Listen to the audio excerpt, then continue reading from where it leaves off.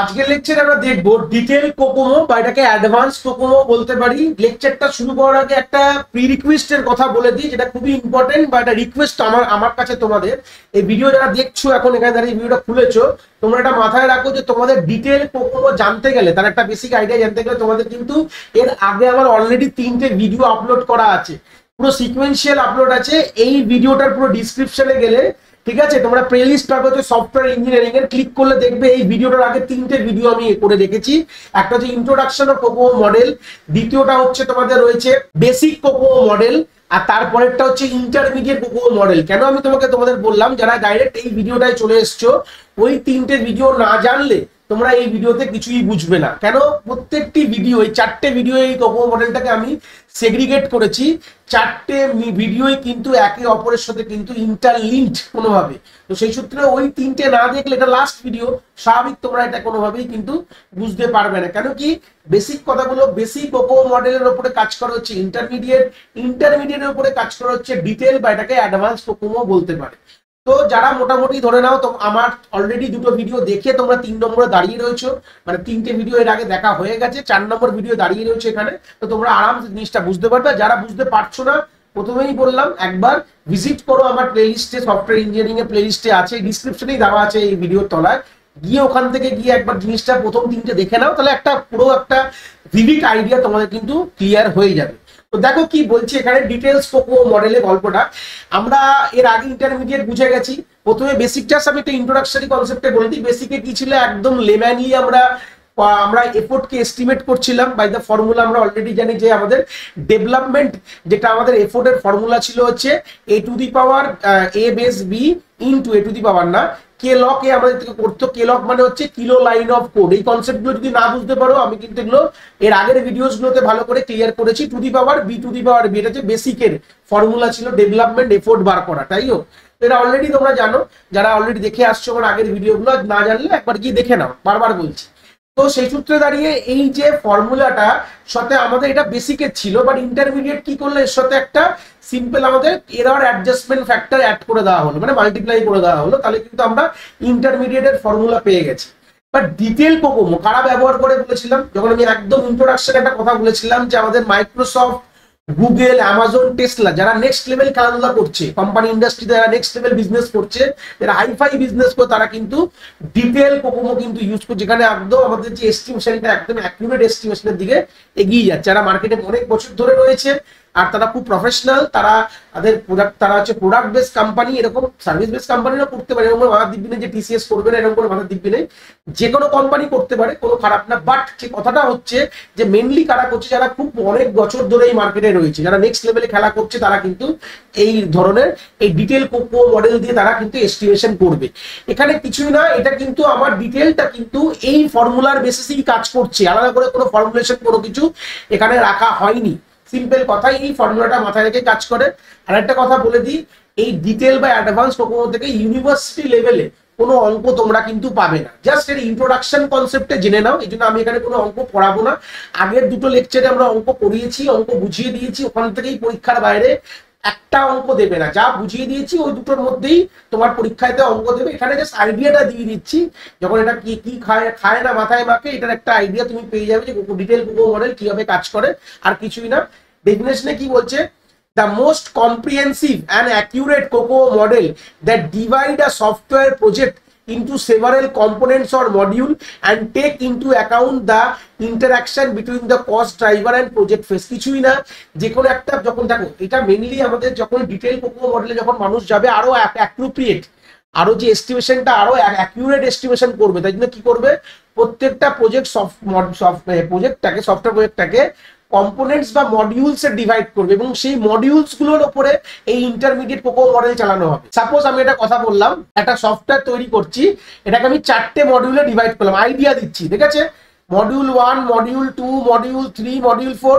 এতদিন কি করেছিলাম, একদিন পুরো সফটওয়্যারে কত লাইন অফ কোড, আমি লাস্ট 2টোতে যেটা বলেছিলাম 20 KLOC total line of code এত ছিল। তো এর এগেনস্টে আমি ডেভেলপমেন্ট এফোর্ট বার করেছি, ডিউরেশন, টিম সাইজ করে দিয়েছি।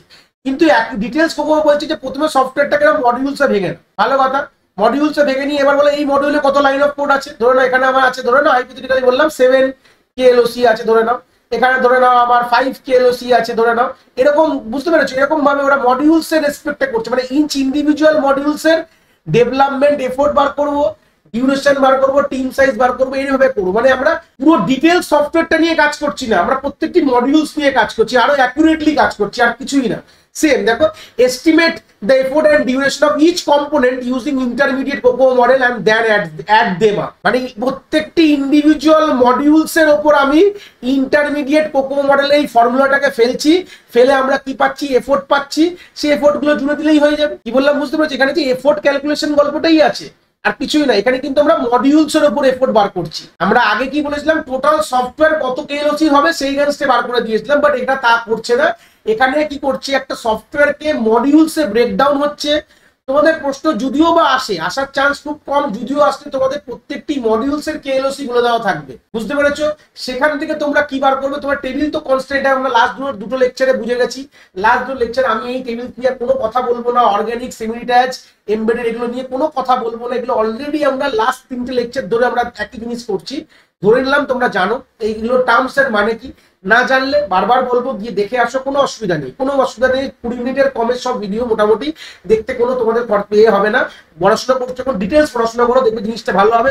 হতে পারে ইউটিউব তোমাকে এই ভিডিওতে জাম্প করিয়ে দিয়েছে, বাট এর আগের ভিডিওগুলো তোমরা দেখোনি, তো চলে যাও, প্লে লিস্টের লিঙ্ক আছে, তলায় দেওয়া আছে, গিয়ে একবার দেখে নাও, কনসেপ্ট ডিটেল ক্লিয়ার হয়ে যাবে, এইটুকু আমি গ্যারান্টি দিতে পারি। যাই হোক, তো এখান থেকে আমাদের যে 4টে মডিউল ধরলাম, দেখলাম এখানে 4টে মডিউলস রয়েছে।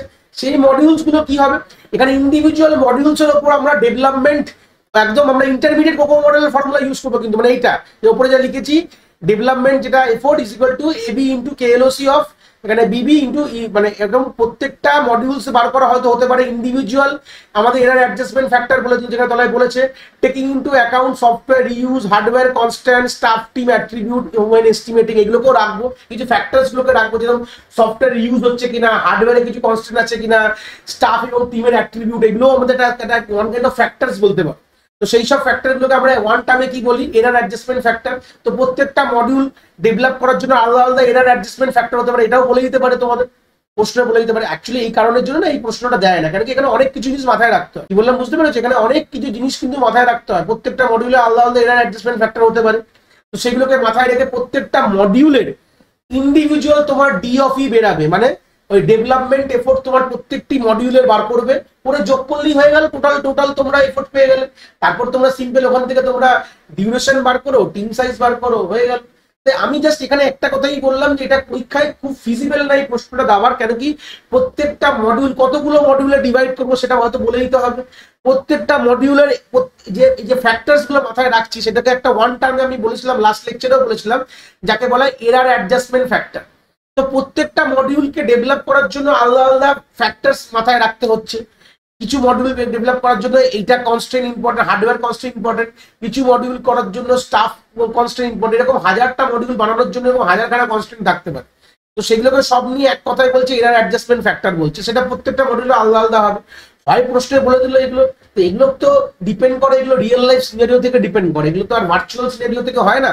তো যাই হোক, সেটা বোঝার জন্য বললাম যে ডিটেল COCOMO মডেল কিন্তু আরো স্পেসিফিক তোমাকে আউটপুট দেবে, মানে স্পেসিফিক তোমাকে এস্টিমেট করে বলবে, কেন কি সফটওয়্যারটা মডিউলসে ডিভাইড, আর প্রত্যেকটি মডিউলসের রেসপেক্টে আমরা ইন্টারমিডিয়েট COCOMO মডেল আমরা এখানে ইউজ করি। মানে এই ফর্মুলাটা ব্যবহার করে প্রত্যেকটি মডিউলের আমরা ডেভেলপমেন্ট এফোর্ট বার করব, উইথ প্রত্যেকটি মডিউলে আলাদা আলাদা এটার অ্যাডজাস্টমেন্ট ফ্যাক্টর থাকবে, সেটাকে যোগ করে দিলে আমরা কি পেয়ে যাবো, টোটাল আমরা সফটওয়্যারের ডেভেলপমেন্ট এফোর্ট পেয়ে যাবো। সেটাকে দিয়ে আমরা সিম্পল কি করব, একটা আইডিওলজিক্যালি আমরা ওখান থেকে আমরা ডেভেলপমেন্ট টাইম বার করবো, মানে ডিউরেশন বার করবো, তারপরে টিম সাইজ বার করে কস্ট বার করে দেবো। বাস এইটুকুনি হচ্ছে আমরা জানবো হচ্ছে ডিটেল COCOMO মডেল। এর থেকে বেশি আমাদের কিন্তু ডিটেল COCOMO মডেলের কোনো ডিটেলাইজেশন জানার দরকার নেই, কারণ এখান থেকে একটা ওভারভিউ আমরা পেয়ে যাচ্ছি কি করে আমরা ডিটেল COCOMO মডেল কাজ করে, যেটাকে বলা অ্যাডভান্স COCOMO মডেল। কিন্তু নর্মালি পরীক্ষার পারপাসে এখান থেকে কোনো নিউমেরিক্যাল সচরাচর মোটামুটি আজ থেকে 10 বছরের মধ্যে কোনো ইউনিভার্সিটি দেয়নি, বাট হতে পারে পরবর্তীকালে দিতে পারে, এরকম কোনো কথা নেই। এই জন্য জিনিসটাকে বলে দিলাম, একটা আইডিয়া দিয়ে দিলাম, তোমরা এখান থেকে জিনিসটাকে আশা করি এই যে আইডিয়াটা, এটা মোর দ্যান এনাফ আইডিয়া দিয়ে দিয়েছি। তোমরা যদি পরীক্ষায় অঙ্ক আসে তোমরা করতে পারো, কোনো অসুবিধার বিষয় নেই। তো এই ছিল কনসেপ্ট অফ ডিটেল COCOMO। আশা করি তোমরা ব্যাপারটা খুব ভালো করে এখান থেকে বুঝতে পেরেছো। যদি ভিডিওটা ভালো লেগে থাকে অবভিয়াসলি একটি লাইক করো, আর বন্ধু বান্ধবের সাথে শেয়ারও করো যাদের সত্যিই দরকার এরকম ভিডিওর। আর হ্যাঁ, অবভিয়াসলি চ্যানেলে নতুন হলে চ্যানেলটাকে সাবস্ক্রাইব করে দিও এবং বেল আইকনটিকেও প্রেস করে দিও, তাহলে এরকম নতুন নতুন ভিডিওর নোটিফিকেশন তোমরা সবার আগে পেয়ে যাবে। তোমাদের এক একটি লাইকে আমি অনেকটি মোটিভেশন পাই, আমি ফিউচারে এরকম ভিডিও আরো তোমাদের যেগুলো দরকার আমি অবভিয়াসলি নিয়ে আসার প্রচেষ্টা রাখি। তোমাদের যদি কোথাও কোনো ডাউটস হয় তাহলে ভিডিওর কমেন্ট সেকশনে অবভিয়াসলি আমাদের জানাতে পারো, আমি সেইগুলোর সমাধান অবভিয়াসলি করার চেষ্টা করব। তোমাদের যদি মনে হয় স্পেশাল কোনো টপিক আছে যেটা নিয়ে ভিডিও বানালে তোমাদের সুবিধা হবে, সেটাও তোমরা আমায় জানাতে পারো এই ভিডিওর কমেন্ট সেকশনে লিখে। অবভিয়াসলি চেষ্টা করব ফিউচারে সেই টপিকগুলোকে নিয়ে ভিডিও বানানোর কথা। সবাই ভালো থেকো, আর হ্যাঁ, আবার দেখা হচ্ছে নতুন একটি ভিডিওর সাথে।